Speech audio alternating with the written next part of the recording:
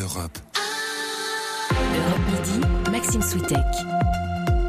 Le débat d'Europe Midi, c'est maintenant et c'est jusqu'à 13h15 sur Europe 1 avec vos invités Maxime et toutes vos réactions, vos questions sur Twitter avec le hashtag #Midi. Faut-il avoir peur du compteur Linky? Question que nous posons alors que cela fait 2 ans aujourd'hui que les premiers compteurs ont été installés. Il y en a 7 millions désormais en France, des compteurs qui permettent de transmettre directement aux fournisseurs d'énergie votre consommation d'électricité sans qu'un agent soit obligé de passer chez vous, mais des compteurs très critiqués. Alors pour débattre avec nous aujourd'hui, duel d'avocats. Bonjour Christophe Legvac.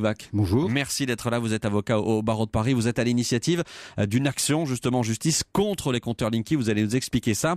Et en duplex, Gilles Le Châtelier, bonjour. Bonjour. Avocat d'Enedis. Enedis qui est chargé du réseau électrique en France et qui est donc chargé de poser ces compteurs. On va rentrer dans le vif du sujet tout de suite, Christophe Legvac, avec vous. Quel est pour vous le problème avec ces compteurs ? Déjà, je ne joue pas sur la peur. Je joue sur le principe de liberté. Les consommateurs doivent avoir la liberté de choix, de savoir si on leur installe de gré ou de force un compteur qui va les espionner. À partir de là, nous avons construit une action collective qui reprend 3 séries d'arguments pour permettre aux consommateurs de se retrouver dans l'un des 3 groupes. Le premier groupe, c'est celui qui est sensible aux ondes, les électrosensibles, qui, pour des raisons de santé, refusent que ce compteur soit installé. Le deuxième groupe, c'est vous, moi, tout le monde, qui refuse que Enedis, avec ce compteur, nous espionne au quotidien, en permanence. Le troisième groupe, c'est celui qui anticipe une hausse possible de l'augmentation de sa facture électrique et qui ne le souhaite pas. À partir de là, nous allons saisir le juge des référés pour que, de manière conservatoire, il autorise les personnes qui se sentent concernées de refuser l'installation. C'est tout. Après, on ne rentre pas dans les débats sur la peur de l'anti-système, etc. C'est pas ça. Aujourd'hui, c'est la liberté de choix. Gilles Le Châtelier, plein de choses à voir avec vous. Et d'abord, cette question de la liberté. Est-ce que l'on est obligé aujourd'hui d'accepter le compteur Linky quand Enedis vient sonner à la porte ? Alors, écoutez, pour essayer d'être assez simple, d'abord rappeler que si Enedis procède aujourd'hui au changement des compteurs pour mettre en place des compteurs intelligents, ça résulte d'une obligation qui lui a été imposée par l'Europe. C'est une directive européenne de 2009 qui a été reprise en droit interne par différentes lois et qui donc impose de mettre en place ces compteurs intelligents. Alors pourquoi des compteurs intelligents ? Tout simplement parce que ça accompagne la transition énergétique et notamment ça permet aux consommateurs, à chacun d'entre nous, d'avoir une meilleure vision de l'électricité consommée et donc d'avoir de meilleurs leviers d'action, si vous voulez, sur finalement la facture d'électricité qu'on paye à la fin de chaque mois. Alors Christophe Legvac, vous dites c'est faux, il n'y a aucune obligation pour la France d'installer ces compteurs-là ? Dans une seule phrase, il y a 2 erreurs. La première erreur, c'est la directive européenne du 12 juillet 2009 qui prévoit que la participation active des consommateurs au marché de la fourniture d'électricité. Ça ne veut pas dire que ça impose d'avoir un compteur qui vous espionne. La participation active, ce n'est pas la participation passive. La participation active, cela veut dire qu'on va tous potentiellement devenir producteurs et consommateurs d'électricité en même temps, et qu'il va falloir avoir des outils technologiques qui vont permettre de gérer cela. Je donne un exemple. Aujourd'hui, Enedis, c'est une technologie obsolète mise au point en 2005, à une époque où l'iPhone n'existait pas. Là, vous parlez de Linky. Du Linky, pardon. Ouais. Du Linky. Et aujourd'hui, Linky, c'est un peu le Minitel de l'énergie, c'est-à-dire qu'on nous impose un système fermé qui appartient, pour dire simplement, à l'État et qui va nous espionner. Aujourd'hui, avec la transition énergétique, l'enjeu, c'est d'avoir un système ouvert, intelligent, véritablement intelligent et qui permette de donner la liberté aux consommateurs. On en est loin. Gilles Le Châtelier, votre confrère Christophe Legvac parle carrément d'espionnage. Est-ce que ces compteurs sont là pour espionner notre consommation d'électricité ? Alors, écoutez, je crois qu'il y a beaucoup de choses qui sont dites sur la question et qui m'obligent quand même à rectifier les choses de manière assez claire. C'est que pour que, excusez-moi d'être très technique, mais en gros, pour que votre consommation d'électricité, ce qu'on appelle la courbe de charge, c'est-à-dire en fait la mesure de votre consommation d'électricité dans la journée, pour voir en gros à quel moment vous consommez de l'électricité.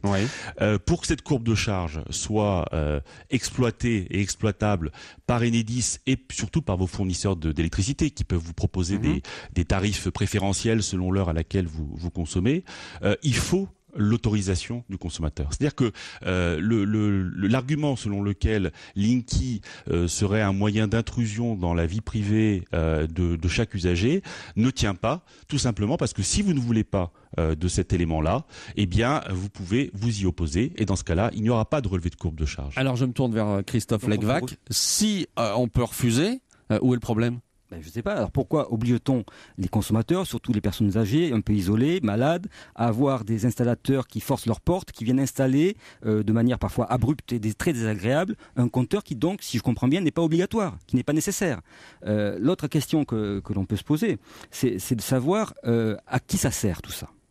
Et je crois qu'il faut quand même relever un point qui est important. C'est la première fois que je débat avec Monsieur Le Châtelier et que je découvre donc qu'il est l'avocat d'Enedis. Monsieur Le Châtelier a été le directeur de cabinet de Madame Taubira, ministre de la Justice. Ça pose un problème de droit, d'égalité des armes.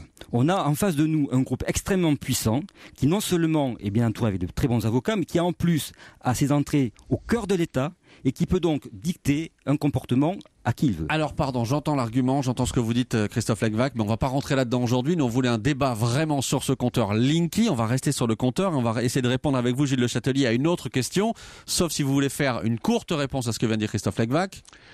Non, écoutez, sincèrement, je pense que c'est vraiment pas le propos. Et puis d'abord, je comprends pas très bien où l'argument de mon confrère veut aller. Donc, voilà, on va oublier cette partie-là du débat pour revenir au problème des ondes, problème que soulevait Christophe Legvac. Est-ce qu'il y a, comme il le dit, d'après vous, un problème de santé publique ? Alors là aussi, sans rentrer dans le détail de l'argumentation, le compteur Linky respecte l'ensemble des normes applicables en ce domaine.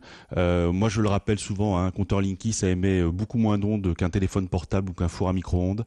Et un certain nombre d'organismes indépendants et sérieux, avec des experts scientifiques, se sont déjà prononcés pour indiquer de manière très claire et très catégorique qu'il n'y avait pas de danger pour la santé publique lié au déploiement du compteur Linky. Je voudrais juste revenir sur un élément que disait mon confrère, qu'évoquait mon confrère tout à l'heure en disant en gros à quoi ça sert.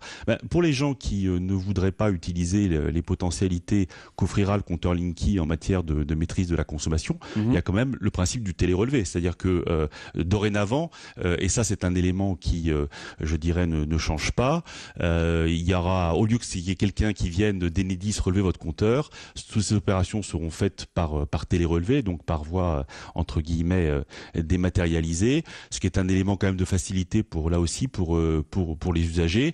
Alors sauf à ce qu'on ne veuille plus avoir du tout de compteur électrique, c'est-à-dire qu'on ne mesure plus du tout la consommation d'électricité, ça serait un modèle de gratuité vis-à-vis duquel je crois qu'on n'est pas encore complètement engagé aujourd'hui. Christophe Legvac, vous reconnaissez qu'il peut y avoir, on peut considérer que ce compteur a des côtés pratiques.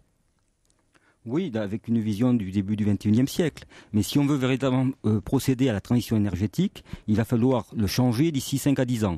Donc on peut se poser la question de savoir quelle est l'urgence aujourd'hui d'imposer un changement alors qu'on sait déjà qu'il est obsolète. Aujourd'hui, on est à 7 millions, bientôt 8 millions de compteurs installés. Qu'est-ce que vous réclamez aujourd'hui ? Est-ce que vous n'avez pas déjà perdu la bataille finalement ?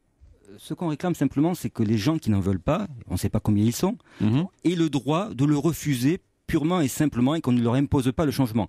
On n'est pas dans un débat de santé publique en général, on a des personnes qui sont identifiées, qui ont des certificats médicaux, qui sont malades et qui expliquent que les ondes, un rajout d'ondes supplémentaires, même en très petite quantité, suffit à les rendre encore plus malades. Pour ces personnes-là qui sont peu nombreuses, elles souhaitent ne pas avoir le compteur Linky. Ça ne gêne personne et notamment pas Enedis. Est-ce que vous pourriez faire un geste pour ces personnes-là, Maître Le Châtelier ? Écoutez, moi je suis pas responsable du programme de déploiement de Linky. Moi, mais vous êtes l'avocat d'Enedis, donc ça tombe bien. Ouais. Non, mais je vais quand même répondre à votre question. Ce que je sais, moi, en revanche, dans la pratique, pour être confronté, y compris à des affaires que l'on examine en référé devant le juge, avec des usagers qui effectivement font état de leur électrosensibilité. Moi, ce que je sais, c'est que dans ces situations, Enedis essaye, dans la totalité des cas, d'avoir un dialogue avec les usagers concernés pour essayer de leur expliquer ce qu'il en est et voir voir avec ces usagers comment on peut éventuellement aménager la situation. Je le signale aussi, il y a quand même beaucoup de cas dans lesquels le compteur il est très éloigné des zones de vie. Souvent, on va regarder les compteurs notamment les maisons individuelles. Souvent, le compteur il est sur la route, dans le mur qui limite la propriété. Donc, il faut aussi voir ça un petit peu au cas par cas. Et je crois que, moi, j'ai la conviction que Enedis le fait avec beaucoup de bon sens et avec un grand sens du service public. Merci beaucoup à tous les deux. Merci à Gilles Le Châtelier, avocat d'Enedis, d'avoir été en duplex avec nous. Merci Christophe Legvac d'être venu jusqu'à nous dans ce studio, avocat au barreau de Paris. Je le rappelle, vous êtes à l'initiative d'une action en justice contre ces fameux compteurs Linky. Merci à tous les deux d'avoir débattu aujourd'hui en direct.